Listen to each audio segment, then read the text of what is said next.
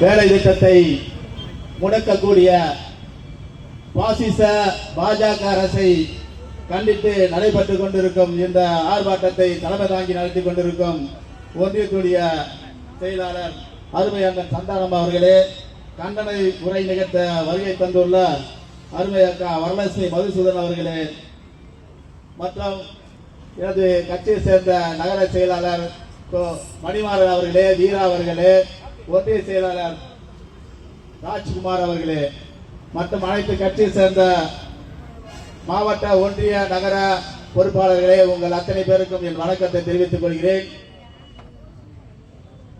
நமது மகாத்மா காந்தி அவர்களின் பெயரில் முன்பு ஆட்சி செய்த காங்கிரஸ் அரசால் மன்மோகன் சிங்கால் கொண்டு வரப்பட்ட திட்டம் 100 நாள் வேலை திட்டம். அந்த திட்டம் ஏராளமான ஏழை எளிய ஒடுக்கப்பட்ட ஏழை மக்களின் உதவியாக அமைந்த திட்டமாக அந்த திட்டம் இருந்தது. ஏராளமான ஏழை மக்களின் வாழ்வாதார திட்டமாக அந்த 100 நாள் வேலை திட்டம் அமைந்தது. பாசிச பாஜக அரசு ஆட்சி அதிகாரத்தில் வந்த நாளிலிருந்து இந்த 100 நாள் வேலை திட்டத்தை சிதைக்கக்கூடிய வேலையை திட்டமிட்டு செய்து வந்தது. உச்சபட்சமாக என்று இந்த 100 நாள் வேலை திட்டத்தையே ஒட்டுமொத்தமாக சிதைக்கும் வகையில் இப்போது பிபிசிஜி ராம்ஜி என்ற ஒரு திட்டத்தை கொண்டு வந்திருக்கிறது. சுதந்திரத்துக்காக போராடிய மாமனிதர் மகாத்மா காந்தியின் பேரில் இருந்த அந்த திட்ட பெயரை நீக்கிவிட்டு ராம்ஜி என்ற சனாதன பெயரில் இந்த திட்டத்தை கொண்டு வந்திருக்கிறார்கள். காந்தியை 1948 படுகொலை செய்தார்கள். மீண்டும் 92 சமூக நல்லிணக்கமாக இருந்த பாபர் மசீதியை இடித்து கொலை செய்தார்கள். இப்போது காந்தியின் பெயரை நீக்கி இரண்டாவது முறையாக காந்தியை படுகொலை செய்யக்கூடிய திட்டம்தான் இந்த பிபிஜி ராம்ஜி திட்டம் மத்திய ஒன்றிய அரசு கொண்டு வந்திருக்கிறது. இந்த திட்டத்தில் 40% மாநில அரசு நிதியை ஒதுக்க வேண்டும். அப்படி மாநில அரசு நிதியை ஒதுக்கவில்லை என்றால் இந்த திட்டம் முடக்கப்படும்.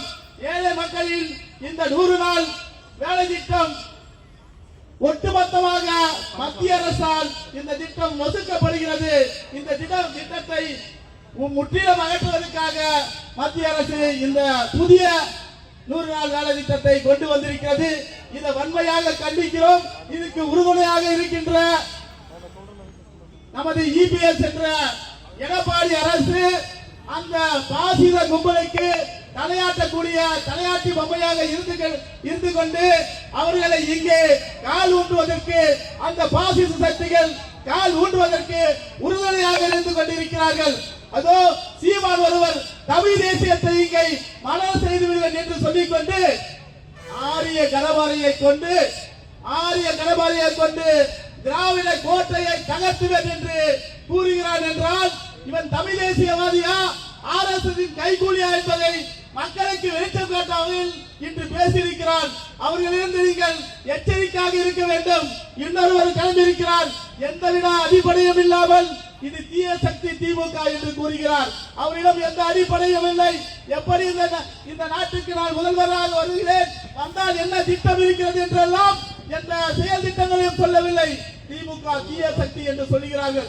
இவர்கள் எல்லாம் RSS பிஜேபி சன்பரிவார கும்பலின் அடிவரியாக செயல்பட்டுக் கொண்டிருக்கிறார்கள் என்பதை நாம் அடையாளம் கட்ட வேண்டும்.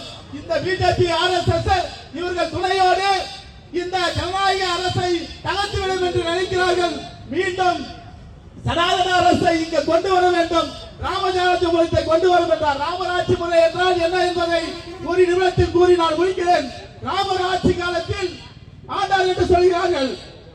அவர் ஆட்சி காலத்தில் ஒரு பிராமணருடைய குழந்தை இறந்து விடுகிறது. அந்த குழந்தையை தூக்கிக் கொண்டு ஓடி வருகிறான் ராமன். ராமா, என் குழந்தை இறந்து விட்டது, உன் ஆட்சியில் ஏதோ அநியாயம் நடந்து விட்டது என்று கூறுகிறான்.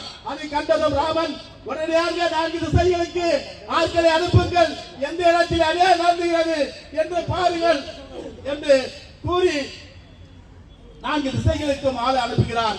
எங்கேயும் அநியாயம் நடக்கவில்லை. அப்ப காட்டில் சென்று பார்க்கலாம் என்று காட்டுக்கு செல்கிறார். காட்டில் அங்கே அடர்ந்த காட்டில் சமூகம் என்ற ஒரு சூத்திரன் மரத்தில் கிளையில் கால்களை தொங்க விட்டுக் கொண்டு கடவுளை நோக்கி தவம் செய்து கொண்டிருக்கிறான். அதை ராமன் பார்த்துவிட்டு, ராமா, இதோ பார், உன் ஆட்சியில் ஒரு சூத்திரன் தவம் செய்யலாமா என்றான். ராமன் வாளை எடுத்து அவன் தலையை வீழ்த்தி விட்டான்.